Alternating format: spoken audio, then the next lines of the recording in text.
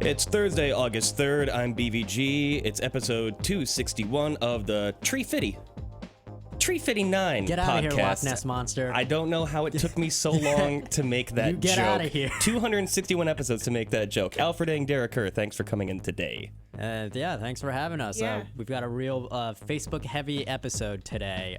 Good. Blame them for making all the big news this morning. So, in case you haven't heard, Mark Zuckerberg is definitely not running for president, even though he keeps doing all these things that kind of signals that he's got a campaign going on. At least that's what it feels like to me. And they also announced earlier today that they're taking another stab at fake news. The whole timeline of this has been, oh, we don't have any fake news, to, oh man, we have fake news, and now how are we gonna get rid of this fake news? And they've been throwing a lot at it, and now this time they're trying to use machine learning to get rid of it. So we're gonna see if that pays off for them or not. But yeah, that's what we're gonna be talking about today. In the meantime, you know what isn't fake news? This show. Stick around. We're going to record the podcast and be back to join you in the chat to close out the work week here with your questions and comments. So hit us up, and we'll be back to chat with you in 3 minutes and 59 seconds from 3, 2...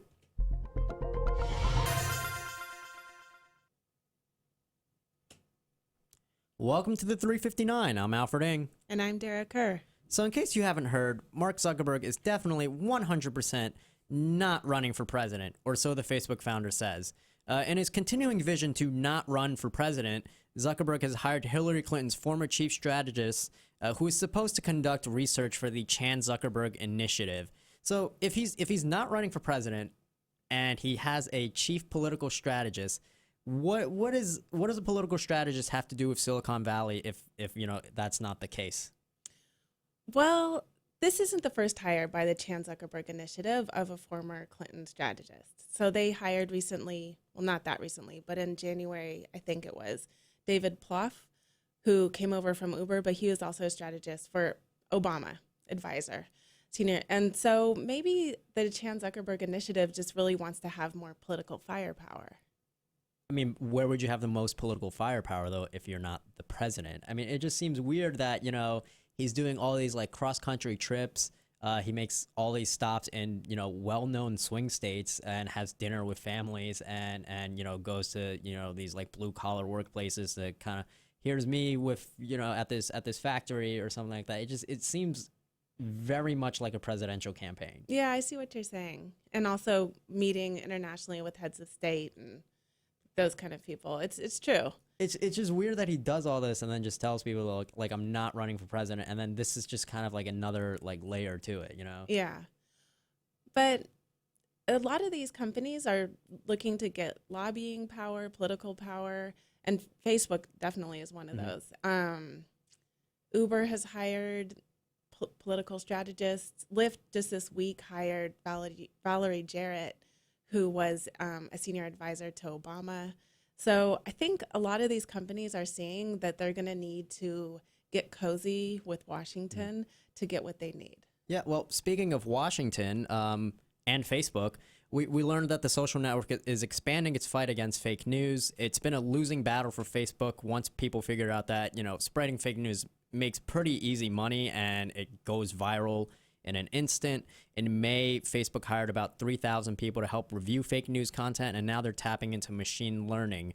It kind of just feels like another effort that's not really going to lead to much, especially with machine learning. I know that it has a lot of capabilities, but as far as, policing fake news, this might be something much bigger for Facebook to tackle.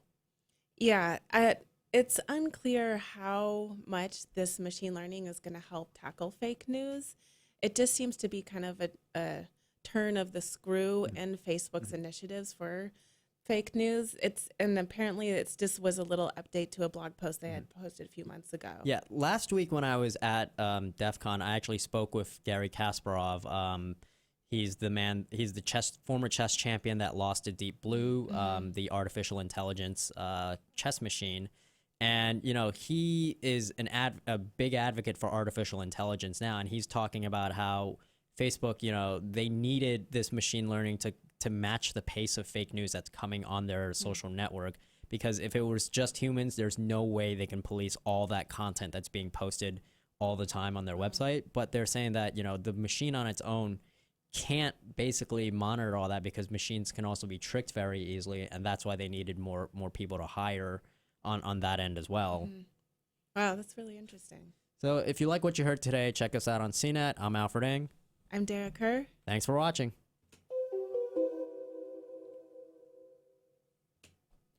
So we really need to expand on this because we don't ever have enough time in 3 minutes and 59 seconds, an alleged 3 minutes and 59 seconds. There wasn't a timer today. I didn't know how long we were going for. I got to get a new one. I'm sorry. All right, sorry.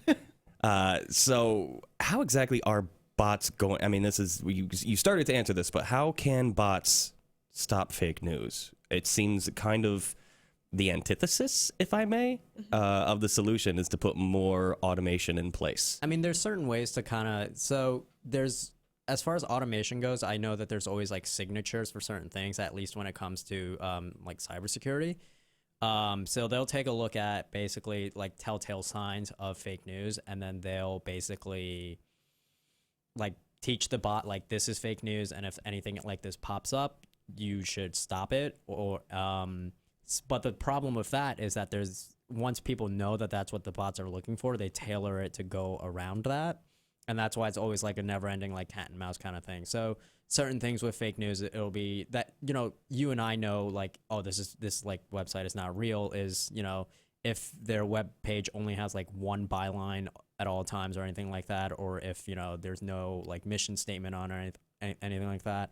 The articles are generally like very short. They also like tap into like Snopes and all these other fact-checking websites where it'll automatically pop up underneath the article, like whether or not this has been proven or whether or not it's been debunked, how trustworthy is it.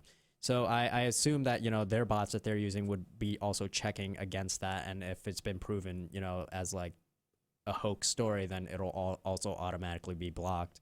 Yeah. Well, it seems also from what we know that what these bots will be doing is looking for the fake news and then sending what they think may be fake news to third-party fact checkers.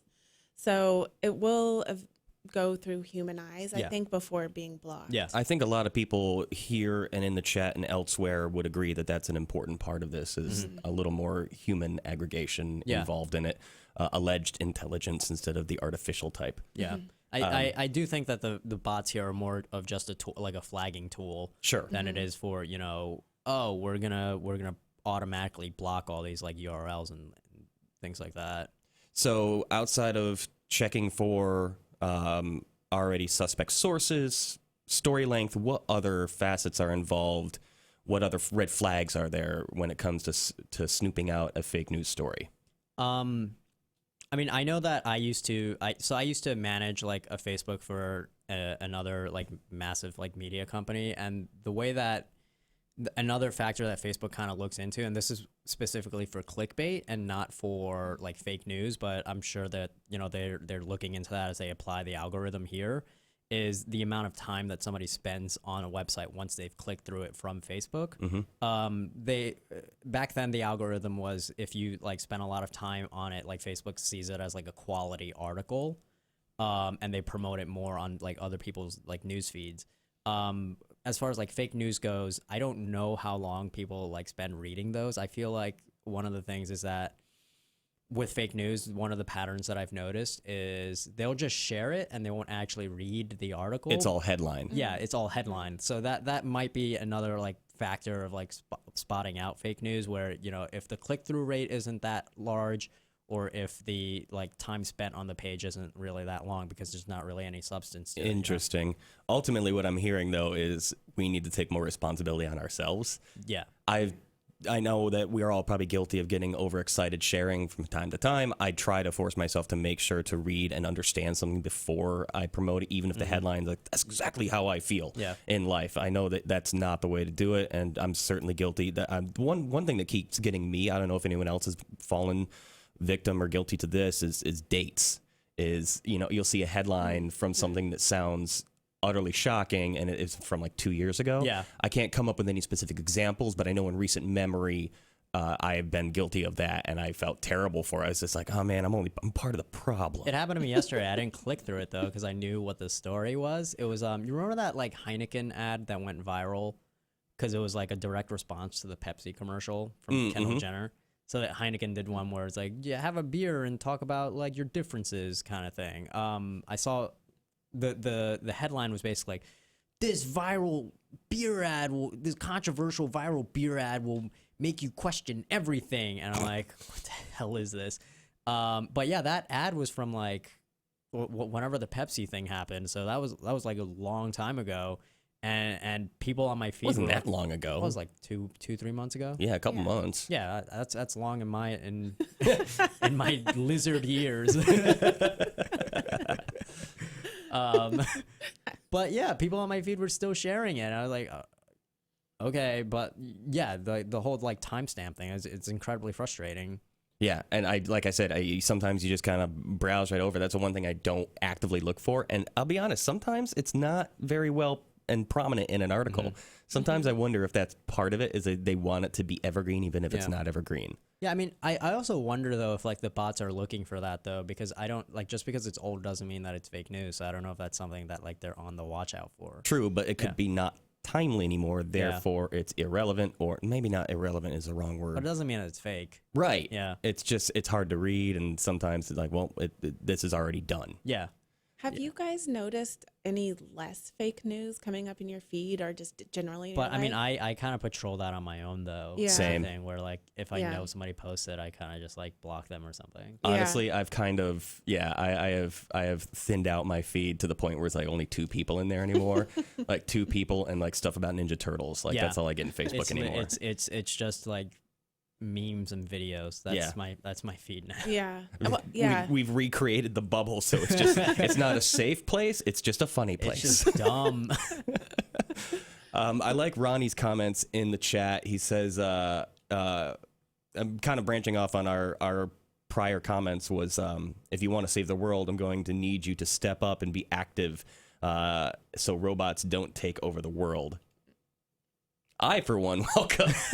Sorry, I was fishing for that. I needed the opportunity to go there. My point, like, yeah, but the thing is that like there's so much content that they had to put bots on it. I mean, this isn't the first time that Facebook uses bots to like moderate like Facebook. Sure. You know, they do the same thing for like images of like ISIS or videos, anything that has to do like pornography. There are like image scanning bots that can look out for that. Like if they even spot like a whiff of like a nipple, will like flag it, and then a human moderator comes and sees it, because like bots can easily make mistakes like several times. There was the controversy around last October or September when Facebook removed the photo from the Vietnam War of the burning girl running through the forest who was you didn't have any clothes, and they thought it was child pornography. But the thing is, they were saying you know, the person who posted it was arguing this is like historical. Wasn't it a National Geographic photo? Yes. Yeah. Yes. Yeah. And Facebook was saying, you know, our machine kind of like flagged it, and then some human moderator who did not know the significance of that photo, like just it's a naked kid, delete it kind of thing. So it was a big issue. That was a bad example though, because like if you read between the lines, you just look at the context of it. It's not like somebody posted a naked kid, the child was screaming. But the thing is that like the bot flagged it to begin with. Okay, sure. Yeah, so but then the human should have gotten involved. Yes. And then you've seen it did that get it. too with breastfeeding pictures. Yeah. Yeah. And that's just people being uptight. That's the point though that I'm trying to make, is that like machine learning, you know, as smart as it is, its advantage isn't that it's like smarter than us in terms of context or anything like that. Its advantage is that it picks up things at a pace that we can never match. You know, we're not going to be able to look through like 10,000 photos a second or 10,000 like news links a second and be able to like kind of figure out like which one's fake and which isn't. Right. Like it's just not going to happen on this scale. So we'd like to get some more input from you guys in the chat. If you have any moments you want to admit to falling victim to fake news, to an extent, you know, don't throw yourself under the bus here. But like I said, I forgot to check a date one time and it caught me off guard and I felt like an idiot. There's a great comment here from Jacob Kraft. He says, here's my concern, though. Using this, it's not too far of a jump for them to be able to control what we see. Does anybody else have concerns about that? Legitimate concerns that this is going down that kind of 1984 road? Yeah, that was a major concern when Facebook kind of announced their whole campaign against fake news, because it got to a point where, well, who are you to decide like what we want to read and, you know, what's fake and what isn't? And, you know, some other people also kind of made an argument like, well, what if I want to read fake news? Which that's another can of worms that I don't want to get into. I mean, it's the same kind of people who want to watch Jerry Springer, right? Yeah. To use a dated reference. Yeah. It's the freak show element, right? The freak show. no, The same reason they exactly. watch the Kardashians and all the crap. It's you just kind of want to roam around in the cesspool for a minute and see how bad it gets. Lightly scripted. Yeah. Yeah, but I mean, there's also the idea that, you know, a lot of these people like think that this fake news is legitimate news, and, you know, when Facebook does something like this, it's like the mainstream media trying to censor them. You know, with like in recent like weeks with like the Seth Rich conspiracy Sure. and Pizzagate. Yep. And there's people that like legitimately believe that this is real news and that like these are the facts. And, you know, for Facebook to come and like delete it from them and like make sure that they can't see it, I can see why they would be threatened by that. Absolutely. Yeah, I mean, imagine if like articles that you and I thought like know or feel is like completely legitimate and real, all of a sudden just starts disappearing because some like high powered like, you know, tech companies are like, no, we don't think this is real. Happens to me all the time. Yeah. Like when the Avengers trailer leaked. The what? I don't No, we didn't see. I don't watch anything. No. That's not legally. Bad example, but you get the idea. Yeah. There's no stretch of the imagination of why people would be upset, offended is Yeah. really the word, if they feel like it's being yanked out of their hands, losing control of their own little world. But man, I don't really have a better... Imagine you're trying to tell all your friends that, you know, the truth that the earth is flat. And then, you know, out of nowhere, you find out that you can't do it on Facebook, which is probably like the largest platform that you have as a normal person. Did you hear that? Here come the flat earthers. Here they come. I can see them a great coming because the earth is flat, so you can see them from the distance. I saw a great meme of a flat earth. Sorry, I don't mean to perpetuate this, but I have to laugh at it. I'm sorry. And for those of you who believe in the flat earth and are offended, I'm not sorry. The flat earth eclipse, and it was just a picture of a pizza-shaped Like a disc on line top of on a the turtle in shadow cast on the moon. It's like I couldn't help myself. Josh says, Zuckerberg can't run for president because we can't have a candidate for president having the ability to control the news. Now, to expand on that, we already do. Donald Trump launched a Facebook real news service, network. real news network, Counteraction, via, it's straight through it's on Facebook, Facebook, right? yeah. There's no third-party website. It's integrated in Facebook. Just want to be clear on that. So there you go. I mean, that's a it's fair already point, though. happening. I mean, but also I've there's no law saying that, you know, person who controls the news can't run for president. So I mean, I think there are some like issues like ethically when it comes to somebody like Mark Zuckerberg, who has a fifth of the population on his website. Yeah, right. Yeah, Of the definitely. world's population, not the U.S. population, but Just like Donald Trump being expected to step down from his business, the same would be said for Zuckerberg. He'd have to step away from Facebook. yeah, If he was to try to go down that path. That's just, that's I mean, probably the biggest reason why he there's wouldn't run for president. though. plenty of arguments as to why that wouldn't work, Mm-hmm. why it'd be bogus, even if he said he did, on and on and on. It's a conversation for another day, but that would be expected. That's part of standard operating procedure. Yeah, I just think about the amount of power that Mark Zuckerberg has as, you know, CEO of Facebook, and I just think, you know, why would somebody like that even want to run for president? But then it gets to the point where, you know, he's doing all this stuff that I've talked about on the podcast, where if a person's doing that is not running for president, then I don't know what's going on. I don't know if I 100% believe that he's going to run for president, but I don't think it's any stretch of the imagination he's going to get involved in activism and politics in some fashion. I mean, he already is. I mean, yeah, with the initiative. Increasingly, Yeah. though, Yeah. perhaps even a Senate Yeah. seat, I think, would be a good stepping stone. I think we're likely to see that before he goes full-on chief executive. Yeah.